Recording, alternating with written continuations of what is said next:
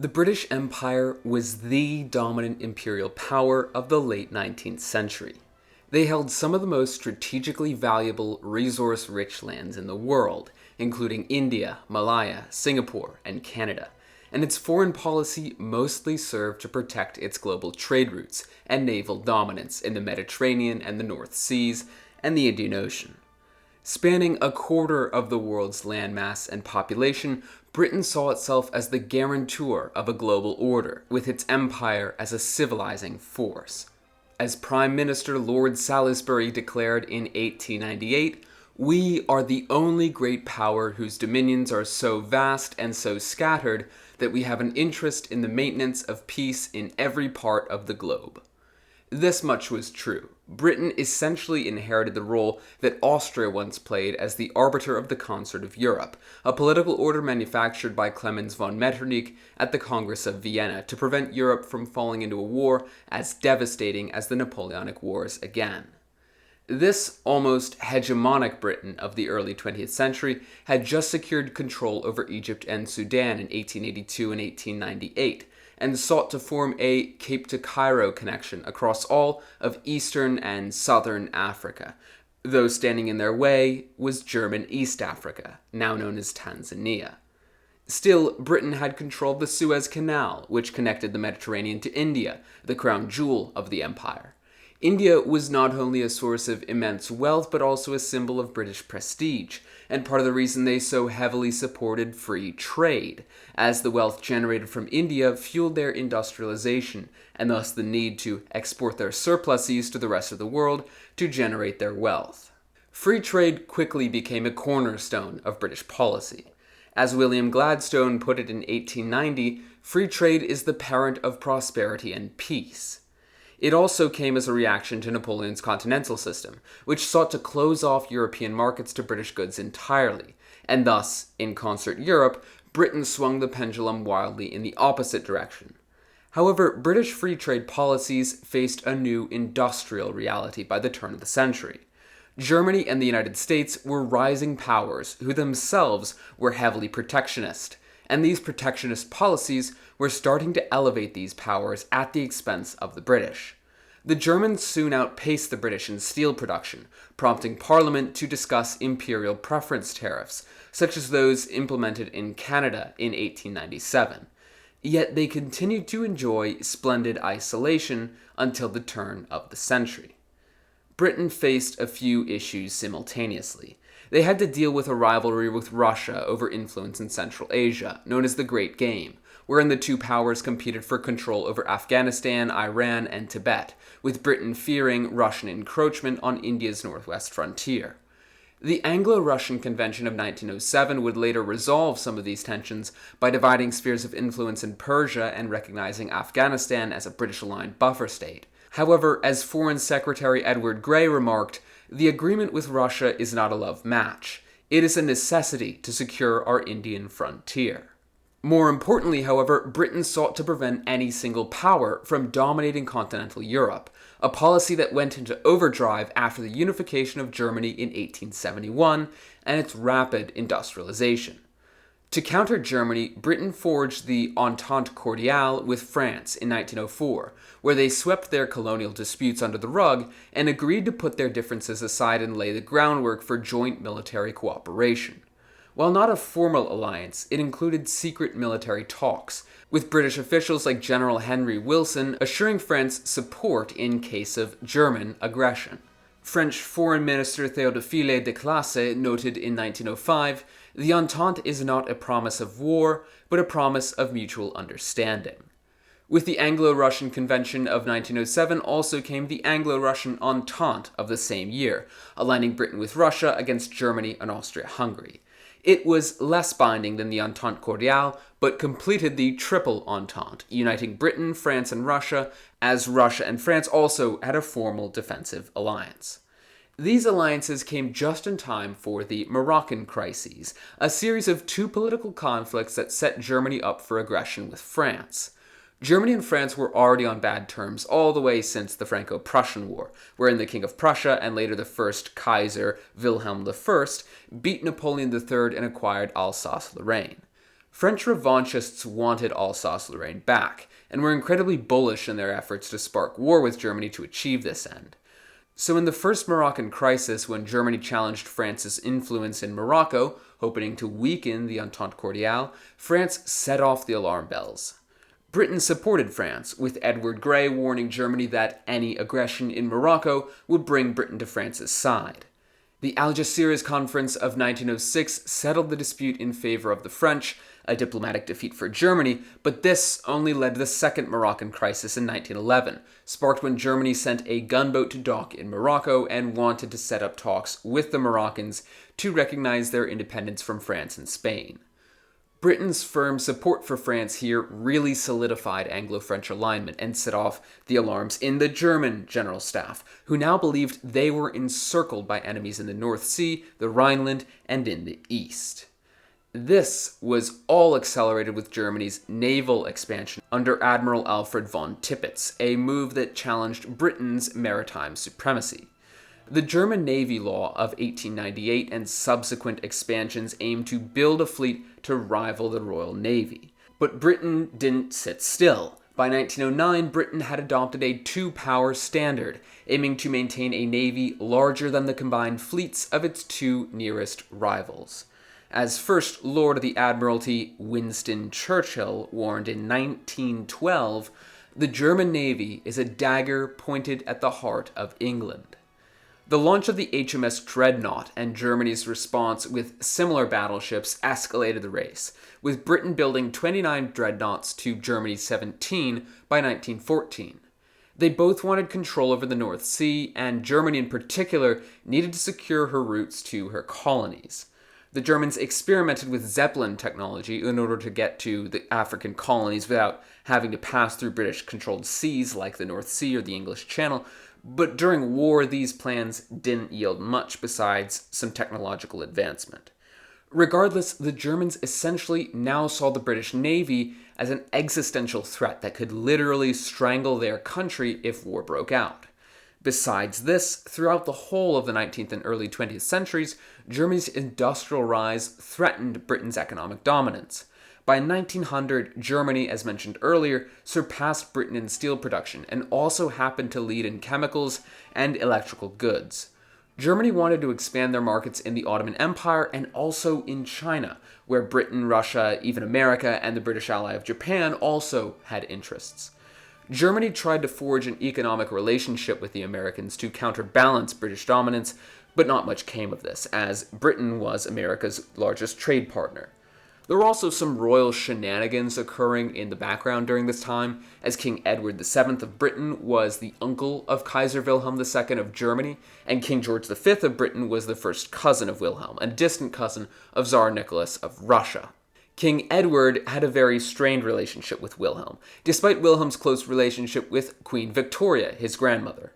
Edward was a skilled diplomat and helped to bring about the Entente Cordiale through his personal visits to France, and he called Wilhelm a bully and a menace in private correspondence, and Wilhelm in turn resented Edward's popularity, writing in 1908, "My uncle thinks he can charm Europe, but Germany will not be swayed." This carried on after Edward's death, despite Wilhelm and George's relative warmth as children. George V ended up maintaining closer ties with Tsar Nicholas II, his lookalike cousin, with whom he exchanged warm letters.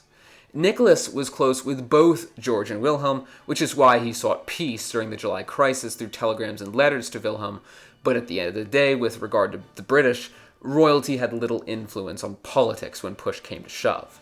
It was Parliament who had the say in whether or not Britain went to war, and Wilhelm's at times belligerent behavior and the German military's aggressive policies alienated George, who noted in his diary in 1914, "I fear Willie's ambitions will drag us all into disaster."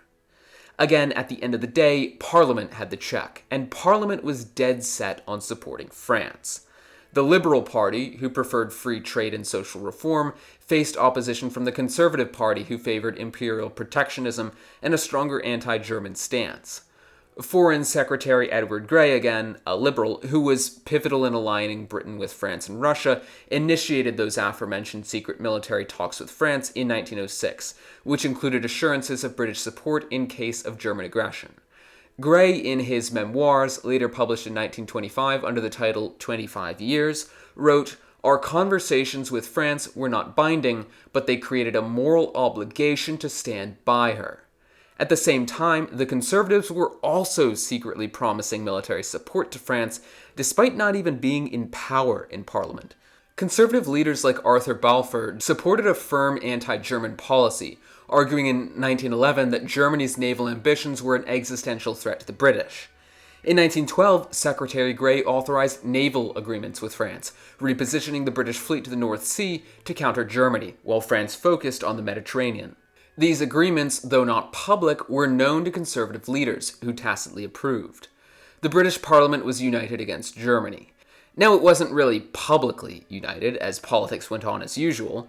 The Liberal government faced criticism from margin cases like David Lloyd George before his 1911 hawkish turn for entangling Britain in continental alliances, but German aggression, particularly in 1914, really did a number in unifying much of Parliament. Secretary Grey gave a speech on August 3, 1914 to the House of Commons, stating, "If we are to stand aside, we shall sacrifice our respect in the world." The German invasion of Belgium, the literal next day on August 4, 1914, provided Britain with a legal and moral casus belli to go to war with Germany.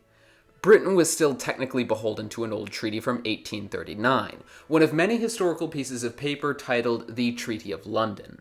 This treaty guaranteed Belgium's neutrality, with Britain as a signatory. Germany's war plan in the West, which required invading Belgium to outflank France, violated this treaty. Germany expected Britain not to intervene due to the perceived irrelevance of Belgium and this treaty, but this was not the case. The opposite happened, in fact.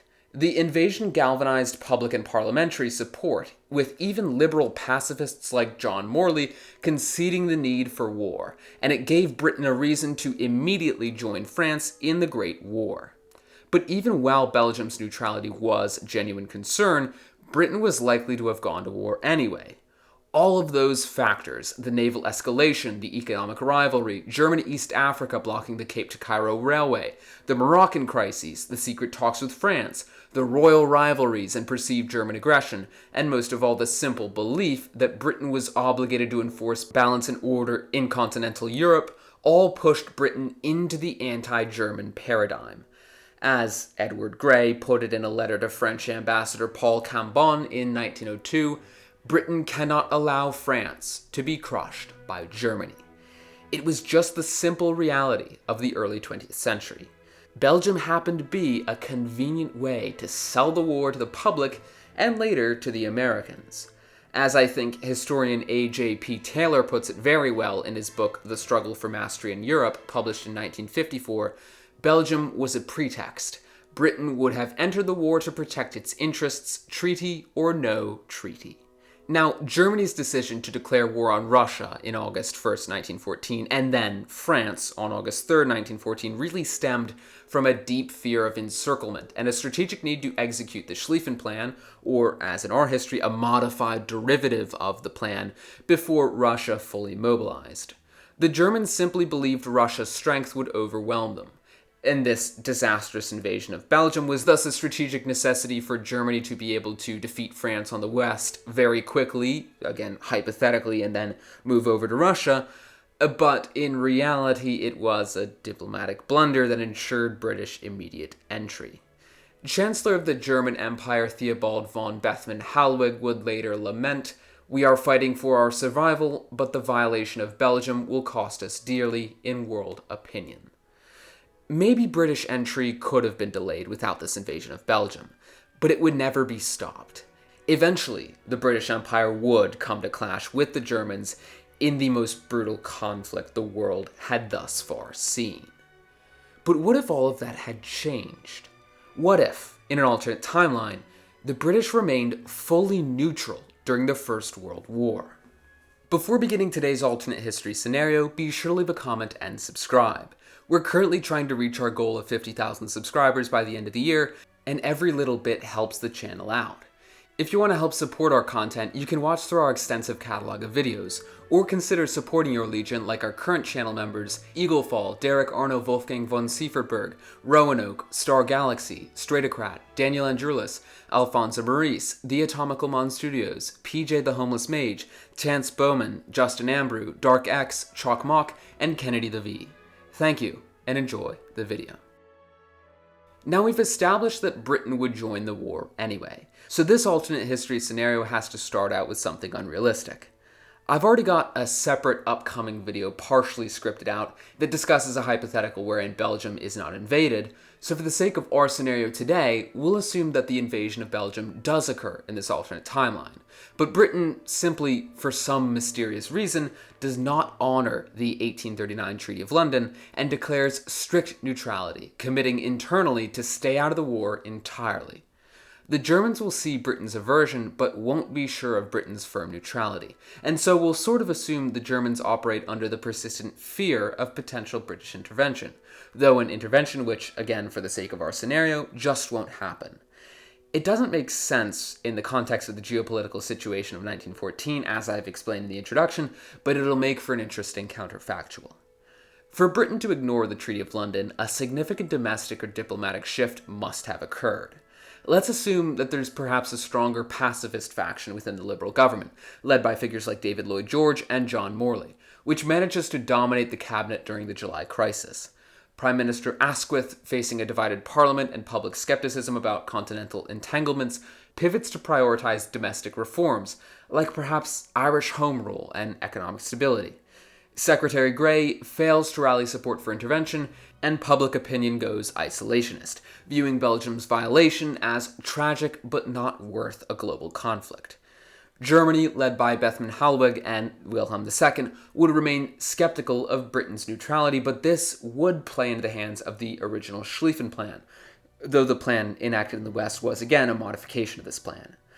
The French would certainly be quite stunned and outraged by Britain's refusal to honor the Entente Cordiale's implicit commitment against Germany, and this sort of French optimism about the Entente as a promise of mutual understanding would now turn to bitterness.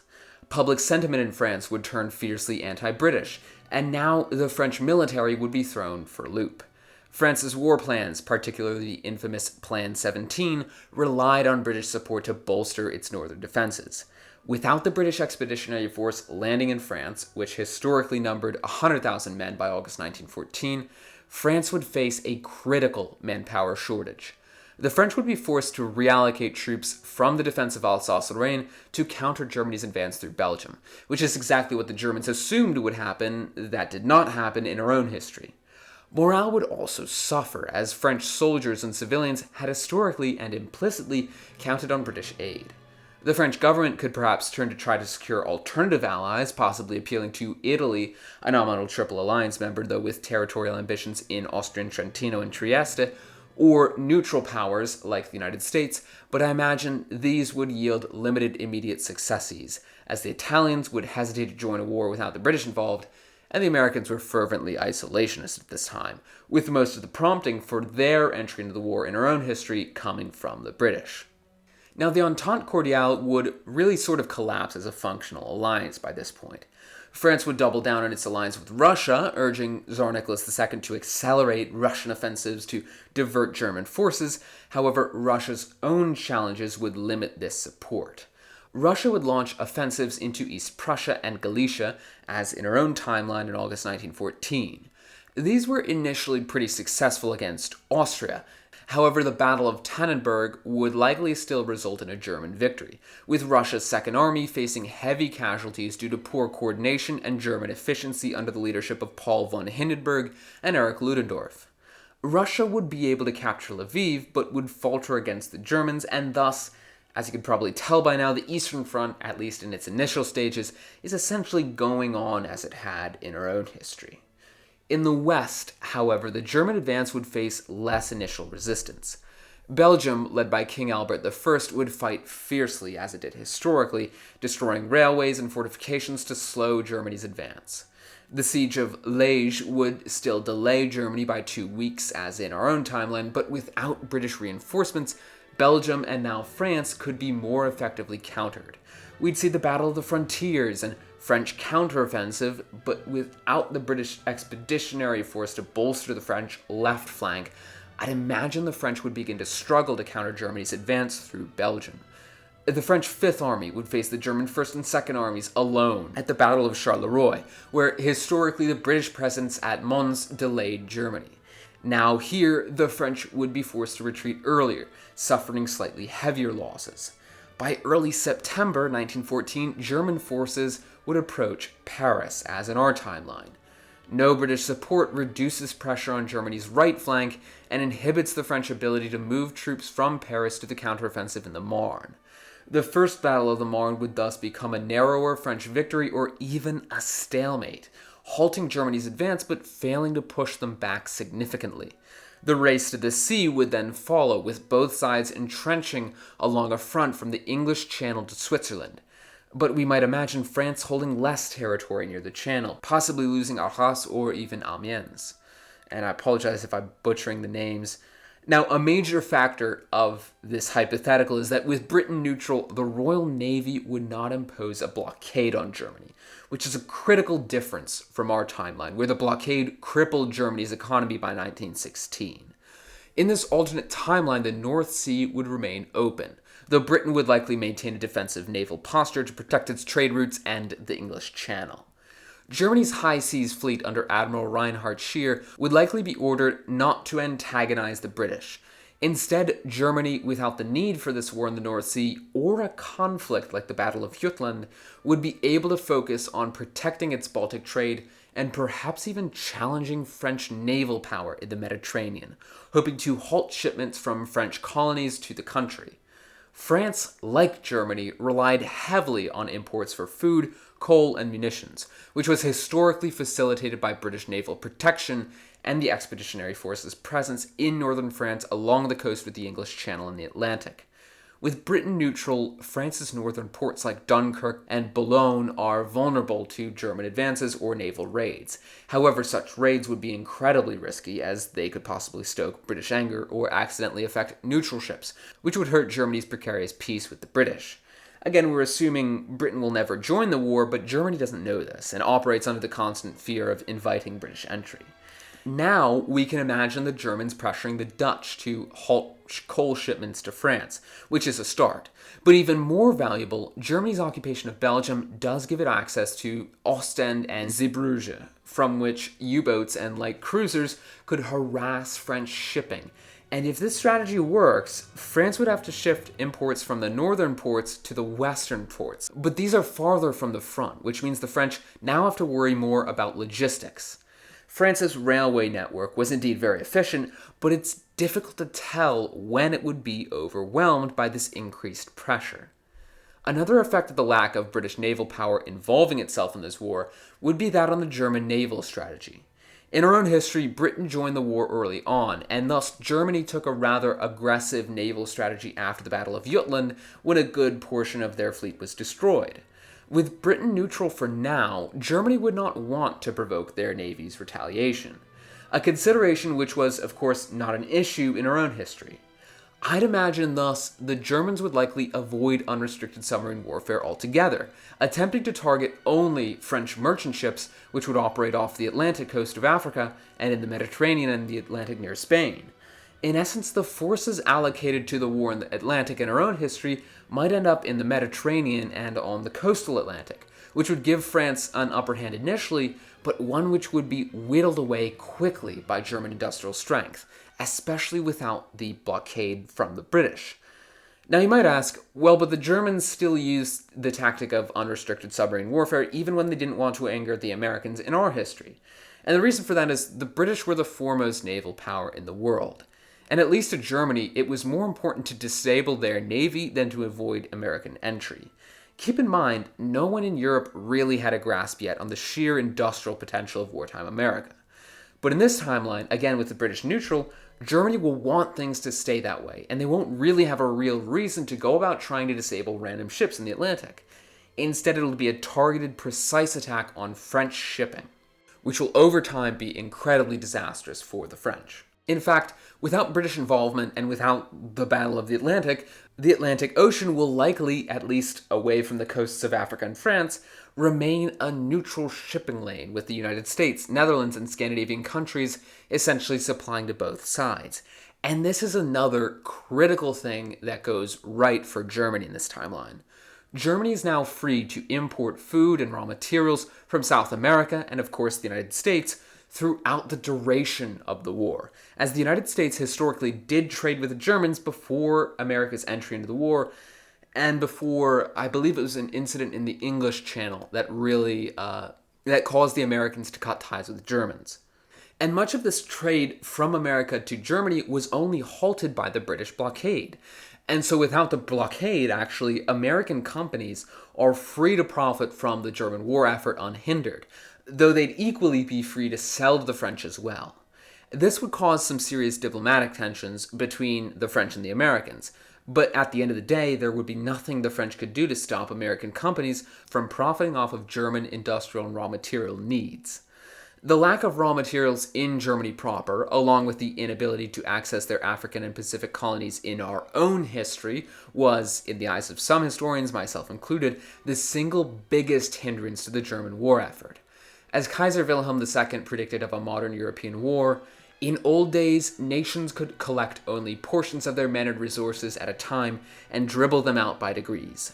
Under modern conditions, whole nations could be mobilized at once and their whole lifeblood and resources poured out in a torrent. And this is something that advantaged the British and, to a lesser degree, the French, with both of their massive colonial empires that they could easily access. The Germans, not so much. They didn't have a lot at home, and what colonies they did have didn't provide all that much, and on top of that, were quite inaccessible due to the blockade. Those blockades in our own history thus caused massive food shortages and industrial bottlenecks, resulting in periods like the 1916 turnip winter, which it is stated caused 500,000 civilian deaths by starvation and also made supplies for the army gradually thinner because of no or only limited trade. Germany furthermore ran low on oil, fertilizers, and coal, not to mention the luxuries of pre-war culinary life and culture. Without the British blockade, however, a German industrial power can truly be unleashed with their broad access to global markets and materials. As John Hobson warned in 1902, the industrial progress of Germany since 1870 has been so rapid and so serious a competitor to Great Britain in the markets of the world that it is a matter of urgent importance to consider how far the economic policy of imperialism can be justified or modified in the light of this competition. To summarize this quote, Hobson warned that the imperial model of resource accumulation might have faltered against this new German industrial and economic machine, importing from markets across the world. And while that obviously wasn't the case for Britain's mighty colonial army with a strong navy and blockade to prevent interruption to their imperial economy, the effects of that warning are actually what I predict we'll see economically moving forward as the French colonial empire attempts to supplant the German industrial Spitfire and defend against German naval intervention in their imperial imports. With the British likely still supplying the French to some extent, though through neutral trade instead of wartime alliance, Germany will slowly begin to leverage its wide-open markets for neutral trade to outpace France economically. The French economy will likely contract sharply by 1915, while the Germans and Austrians achieve victories in the east that, building up via the Second Battle of the Masurian Lakes, the Gorlice-Tarnow offensive, and the Bognero offensive, will culminate in the Great Retreat of 1915 that would likely now tilt global opinion in favor of Germany as the victor. Without Britain able to negotiate secretly, and with this incredible offensive against the Russians, Italy will probably also remain neutral, which benefits German naval operations in the Mediterranean. We'll essentially see similar patterns in other theaters, with the Bulgarians joining Austria in slowly defeating Serbia, and the Ottomans joining to attack Russia. I'd also tend to think Greece would not join the war with British absence. I imagine Romania might also sit this one out, though it's not a certainty. Regardless, by this point, the Mediterranean would sort of become a critical theater where German and now Ottoman naval strategies would challenge the French. Historically, the Ottoman Empire entered World War I on October 29, 1914, after the German battlecruiser Goeben and the light cruiser Breslau, pursued by the British, took refuge in Constantinople and were transferred to Ottoman control. In this alternate scenario without British naval pursuit, these ships might still reach Constantinople, but instead as envoys, and regardless as a positive, the Ottoman Empire would join the Central Powers, motivated by enmity toward Russia and the prospect of regaining lost territories in the Caucasus, with or without this German olive branch. Basically, just as in the introduction, I essentially posited that Britain would have joined the war even without an invasion of Belgium, the Ottomans would have joined the war against Russia, even without German ships in Constantinople. The Ottoman navy could operate more freely in the Black Sea without British naval pressure, allowing for greater attacks on Russian shipping in Sevastopol with bombardments. But I do believe the Germans would also ask the Ottomans to support them in campaigns to break off the French colonies from their supply chains into mainland France. These operations would focus on disrupting French supply lines from North African colonies, mostly just Algeria, which supplied grain, wine, and troops to France, and contributed, in our own history, to the 150,000-strong Army of Africa. Without British naval escorts, French convoys would be much more vulnerable, and German U-boats, supported by light cruisers, could sink significant French tonnage. By mid-1915, France's Mediterranean imports could drop by up to 20 to 30%, which hurts their food supplies and munitions production, though it ought to be noted that France won't be starving anytime soon with their breadbasket in the south. The real effects of this, though, would be the interruption of imports of raw materials, which again, and I think I might have mentioned this once or twice before, gives Germany a major industrial edge. The French Navy was historically very reliant on British support to secure the Mediterranean, and I believe that especially without German losses at the Battle of Jutland, which doesn't occur in this timeline, the French would by 1915 be completely unable to counter German and Ottoman naval activity, especially as the Ottomans tightened control over the Dardanelles, blocking Russian grain exports to France. Now, the Ottoman Empire's land campaigns will likely proceed similarly to our own timeline, with Enver Pasha's disastrous Sarıkamış offensive against Russia causing major Ottoman casualties due to poor logistics and harsh winter conditions. However, without British-led campaigns like that of Gallipoli in 1915, Ottoman resources are less strained, allowing greater focus on the Caucasus and Mesopotamian fronts against Russia and Iran. The absence of Gallipoli also means no British pressure to open the Dardanelles, again, leaving Russia's Black Sea ports isolated and exacerbating Russian supply shortages as, historically, 90% of Russia's grain exports, which not only fueled French stomachs but also the Russian economy, passed through the straits. This means Russia, which was already under-industrialized, is going to face heavier economic losses.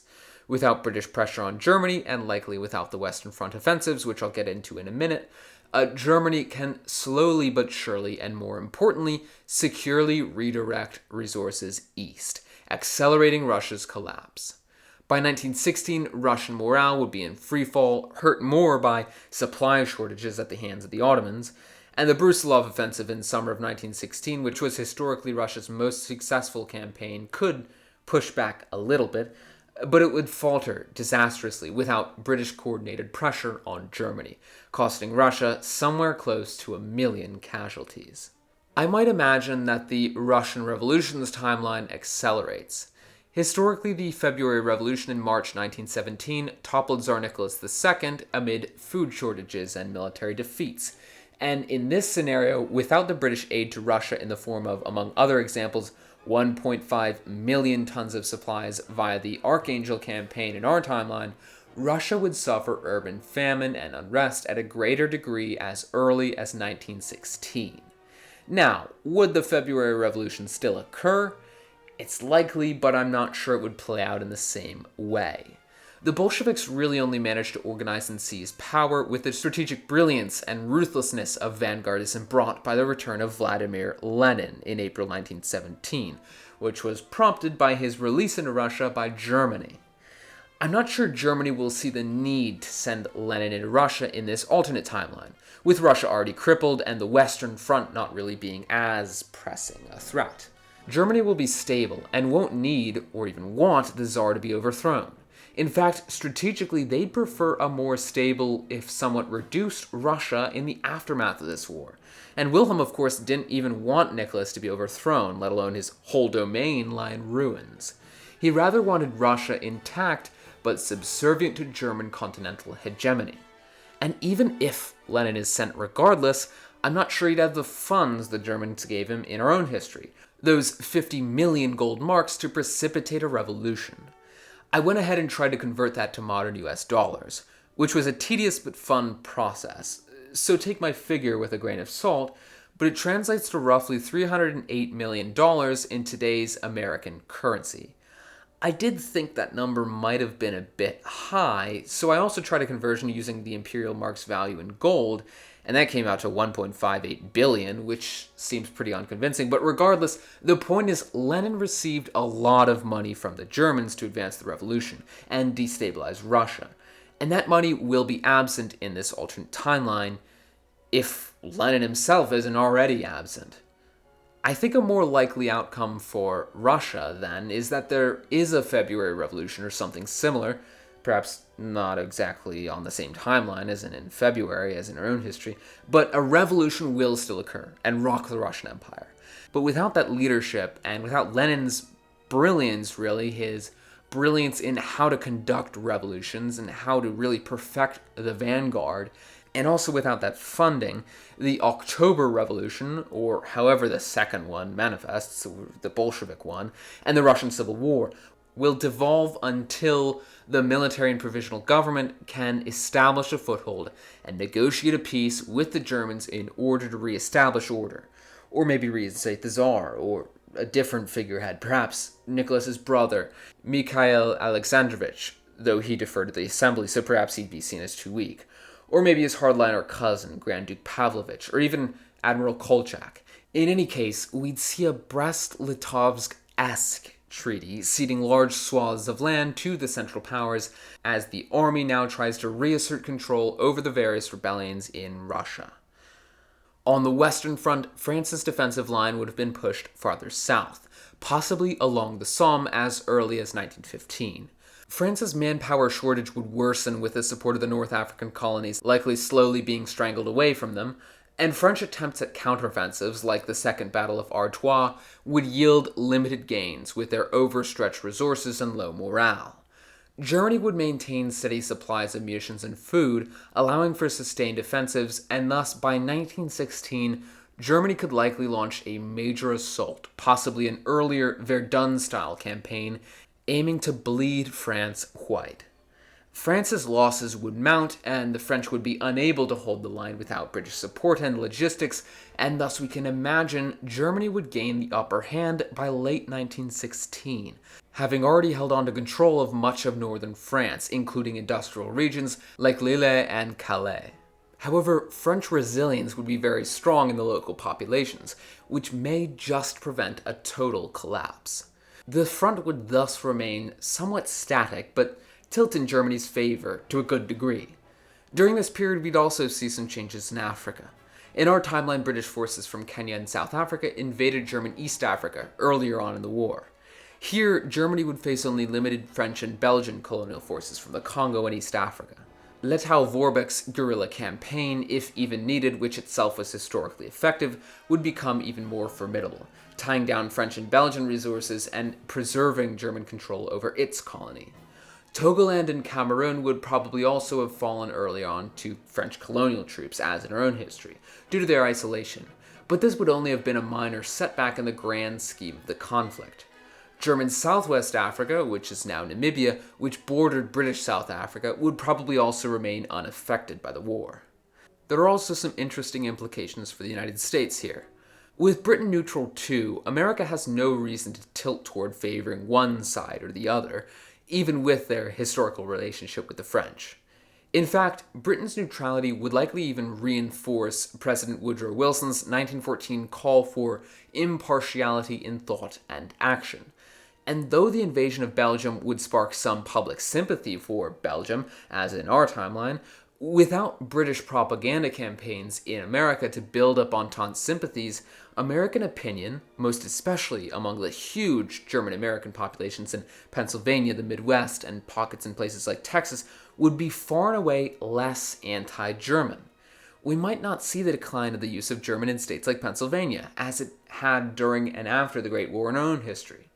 The Amish and some Mennonites certainly kept the language, which has since morphed into its own language known as Pennsylvania Dutch. But there were many non-Anabaptist German descendants in Pennsylvania and other parts of America who did speak German and lost the tongue during the First and Second World Wars for obvious reasons. Many even changed their names to seem more American, which is why many Americans with seemingly Anglo or Scots-Irish surnames can actually claim to have German ancestry. Regardless, in this alternate timeline, America would, in essence, retain more of its German cultural influence. The absence of a British blockade, which as you can maybe tell is one of the biggest things this hypothetical changes, and also the absence of unrestricted submarine warfare removes incidents like the Lusitania sinking, keeping the US public firmly isolationist. The Americans, as I mentioned before, would also become primary suppliers to both France and, more lucratively, Germany, exporting food, steel, and munitions to both sides to profit. American banks like J.P. Morgan would likely also extend loans to France, as they had done historically, but also to Germany, given that the Germans would retain their access to global markets and thus have a better chance at being seen as being able to pay off their debts. This balances out American economic interests, meaning the upper echelons of American society wouldn't tilt one way or the other. Soon, though, the war, and with it global financial interests, would decisively lean toward Germany. France would face a second major German spring offensive, and with the Russians now out of the war, troops from the east could participate. With no American entry, obviously, France can't really effectively counter this, and Paris would probably fall by mid-1917, forcing the French to seek an armistice. Following the end of the war, Germany, as they had planned in their own history, would likely opt for an, at least compared to Versailles, more lenient peace treaty with the French in order to stabilize Europe and avoid provoking Britain or fostering long-term French revanchism. The Treaty of Hague of 1917, just throwing out a name here, negotiated in a neutral city, would be the product of Germany's desire to secure economic advantages and a sort of economic hegemony over Europe without completely destabilizing the continent.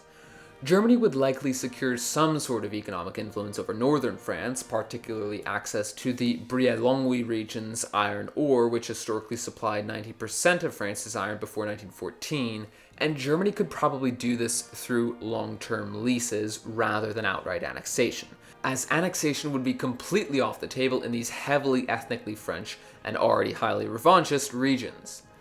A demilitarized buffer zone might be established along the French-German border, similar to the historical Rhineland demilitarization, to ensure German security.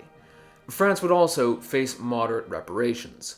I'll throw out a figure of 5 billion gold marks payable over 15 years, a sum which would be manageable, but knowing the Germans, it could easily be a higher figure.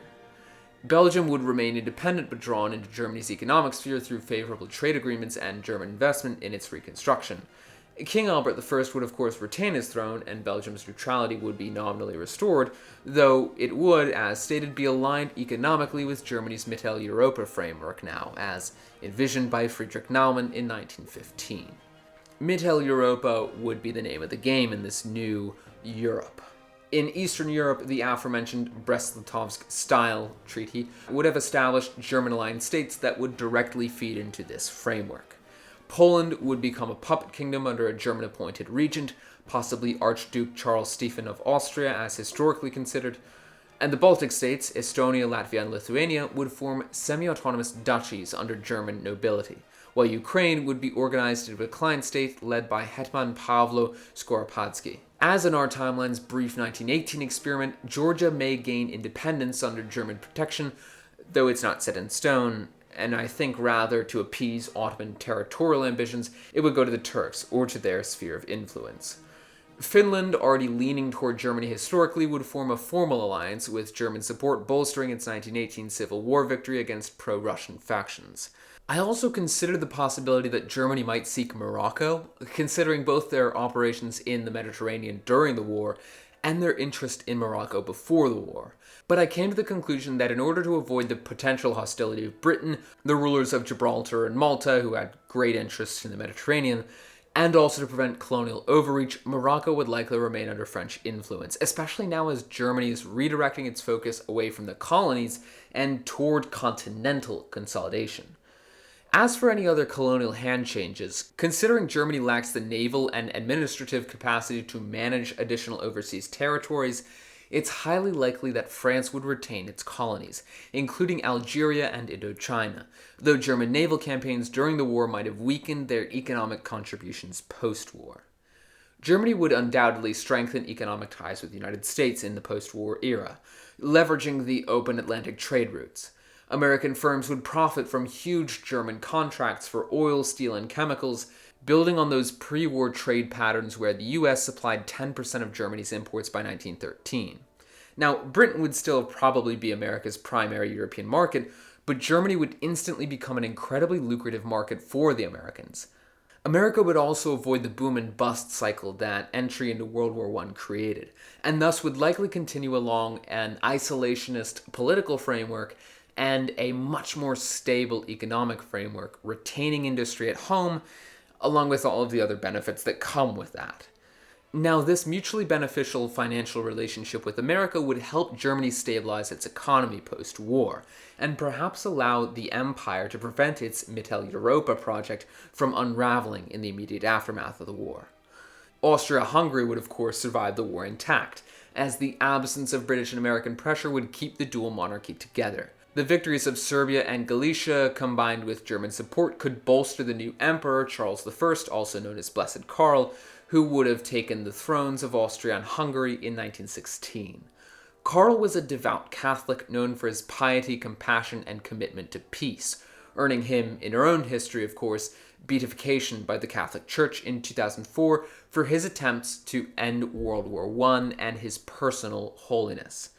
Karl sought to reform the Austro-Hungarian Empire through internal restructuring rather than military conquest, and he did reign briefly in our own history until the end of the war. But his inexperience and the empire's structural weaknesses limited his success.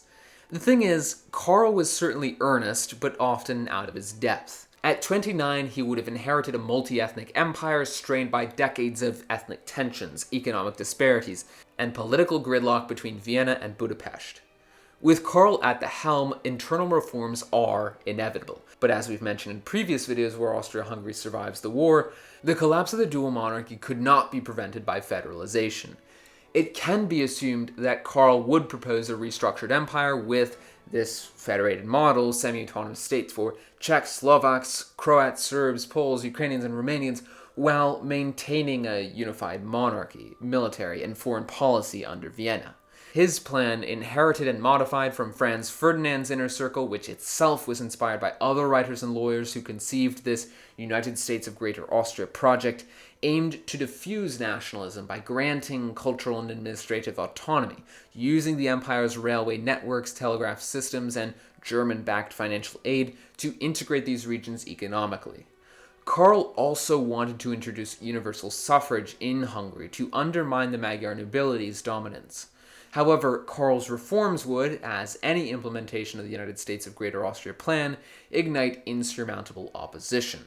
The Hungarian elite, led by figures like Count István Cisa, viewed federalization as an existential threat to their privileged status within the dual monarchy, and their Magyarization project. The Magyars would threaten to withhold tax revenues and conscripts, while German-speaking Austrians, and particularly among them the conservative nobles and bureaucrats, would rightly fear dilution of their influence in a federal system where Slavs and other minorities could gain power. Besides that, Karl's reforms wouldn't release the pressure on the Austro-Hungarian state from ethnic minorities and nationalists. In fact, it would actually worsen it. Emboldened by partial autonomy, Czechs would demand full independence, and Croats would do the same. The newly annexed Serbian and Montenegrin territories, administered as part of Bosnia, would also instantly become hotbeds of unrest, with Orthodox Serbs resisting Habsburg rule and likely causing huge problems for the occupying military. Furthermore, unlike Franz Ferdinand, who was also a proponent of the plan, and as we know from his personal notes and his advisors, was prepared to use military force to crush resistance to the implementation of this federalization plan, Karl's personal moral convictions would likely prevent him from taking the necessary steps to deploy the imperial army against internal dissent. His inexperience, noted by contemporaries like General Alfred Krauss, would also leave him vulnerable to manipulation by entrenched elites who could easily stall any reforms through bureaucratic delays, leaving Austria with a watered-down federal structure, granting limited autonomy to Bohemia, Croatia, and Galicia, but preserving Magyar dominance in Hungary and German influence in Austria. This half measure would satisfy literally no one, least of all the Slavs. It seems, even with Germany's very strong position, that Austria-Hungary is likely to collapse soon after the war. The fragmentation would resemble a slow-motion disintegration rather than a single revolutionary rupture, with Austria-Hungary eventually dissolving into a patchwork of states, each claiming legitimacy but reliant on German economic and military support. Austria would possibly remain under a regency for Karl's son Otto, as Karl himself would likely be unfortunately sidelined or abdicate, likely living in exile in Switzerland, and we could potentially see an Austrian union with Germany down the line, or perhaps a personal union, or even, though this is quite unlikely and I'm only really throwing it out for the humor of the idea, a dual German-Austrian monarchy. Now, to snap back to reality, Hungary, led by a nationalist coalition, would now consolidate control over Magyar lands, while Bohemia would emerge as an industrial powerhouse under Czech leadership. I do wonder whether this industrial Bohemia would align with Germany or France in this new European order, but I can't quite tell at the moment and didn't want to spend too much time on it in the development of the video. Regardless, the human cost would probably be significant, but less catastrophic than in our timeline's post-1918 chaos, and culturally, the Habsburg legacy would persist in architecture, bureaucracy, and Catholic institutions, but not in a coherent, multi-ethnic imperial state. The Ottoman Empire would be in a similar position, though stronger than usual, given the lack of British campaigns like Gallipoli and Mesopotamia. The Ottomans would be somewhat stable, still something of a sick man in Europe, but on steady life support, with German economic aid supporting the Young Turks' modernization efforts, and likely the beginnings of the proposed Berlin-Baghdad Railway, which historically aimed to link German markets to the Middle East and to Middle Eastern oil. It's possible we still see revolts in the Hejaz eventually, but for now the Ottomans would carry on quite satisfactorily. Bulgaria, having secured Serbian territory alongside Austria-Hungary, might also invade Greece over Thrace. Should this happen, it's likely that Bulgaria would win, so long as the British do not intervene on the side of Greece, though it's equally possible that the Germans prevent such a conflict with Greece altogether in order to begin construction of the Berlin-Baghdad Railway.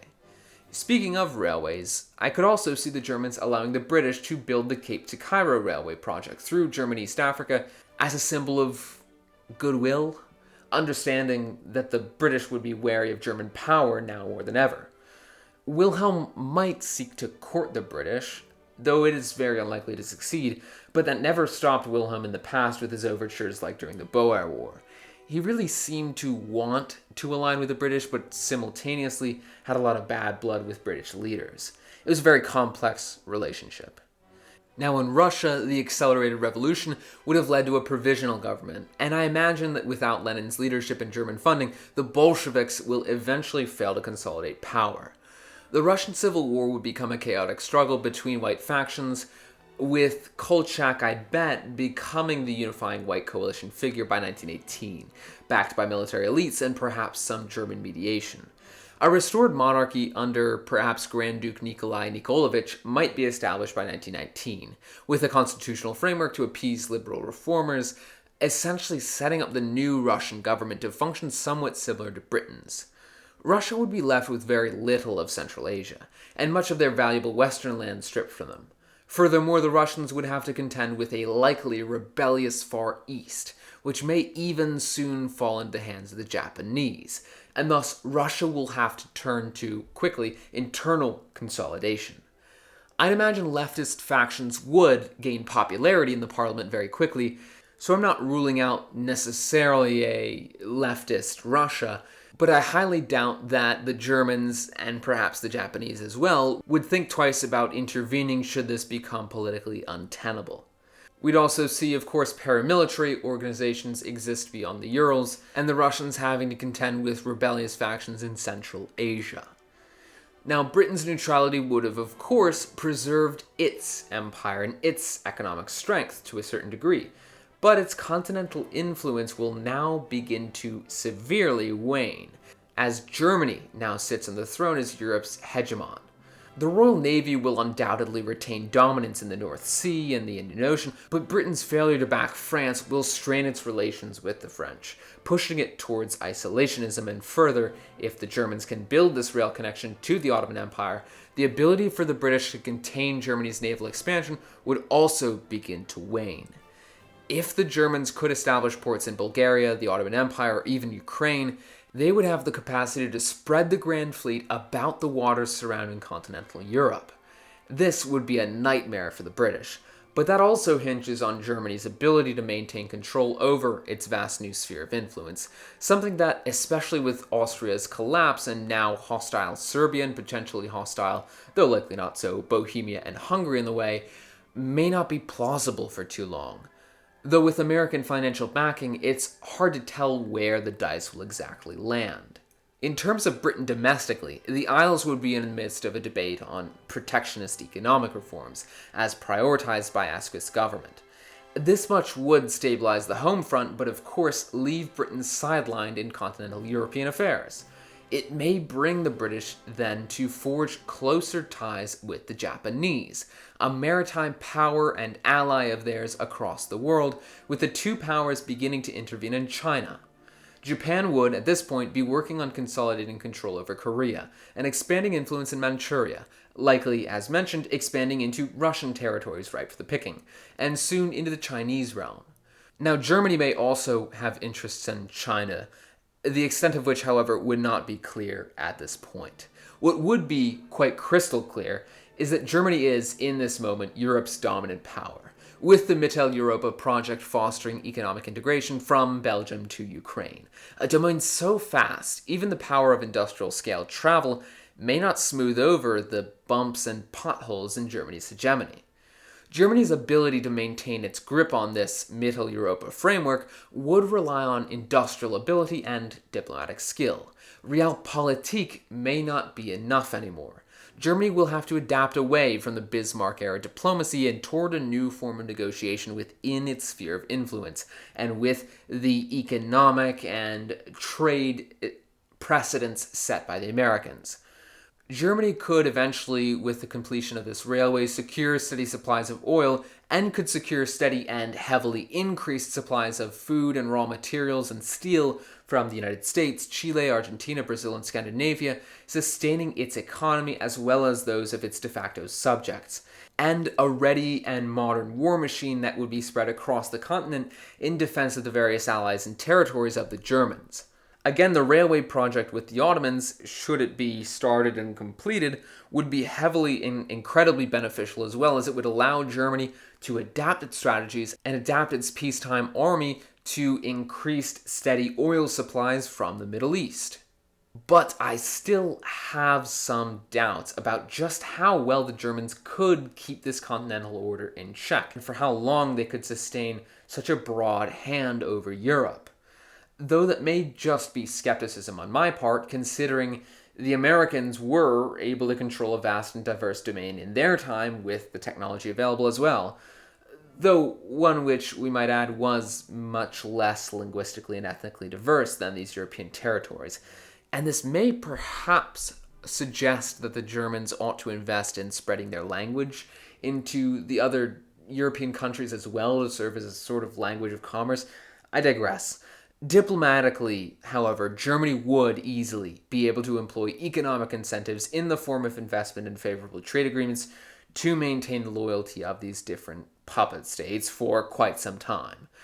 But the collapse of Austria-Hungary would again prove a massive kink in the armor of Mitteleuropa, as no amount of German financial aid can indefinitely prop up the Austrians, and it would now serve to sever Germany's direct Allied land connection through to Bulgaria and the Ottomans, an iron wall that could have, were all of its members stable and on the rise, completely dominated the continent. In France, the seeds of revanchism would simultaneously take root with alarming speed as the Germans try to pick up the pieces of Austria and try to foster a new European economic order. The Treaty of Hague, though somewhat lenient compared to what the Germans probably could have gotten away with, would nonetheless be seen by the French as national humiliation. Anti-German sentiment, already potent from that 1871 loss of Alsace-Lorraine, would surge in Paris and beyond, doubled down by bitterness toward Britain.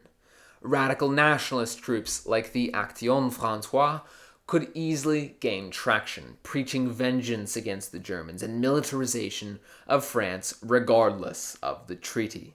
The French might seek to form a pact with the Italians, who themselves had grievances against Austria over Trentino, and thus a Mediterranean alliance would begin to form, perhaps including Greece as a check against Bulgaria.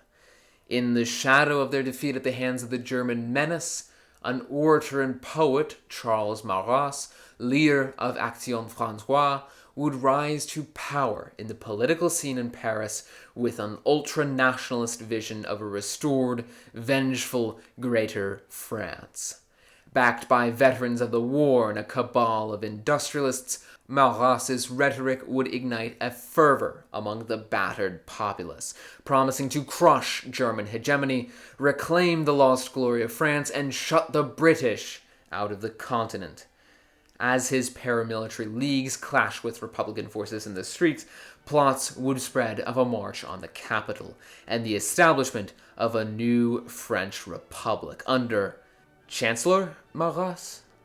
Well, that's where I'll be ending this scenario for today. As always, let me know what you think will happen next. If you enjoyed this video or have any critiques or notes, be sure to leave a comment for the algorithm, and subscribe if you want to see more content like this. You can support us by joining our Discord or by becoming a channel member with the join button below. Thanks for your time. This has been the USFZ, signing out.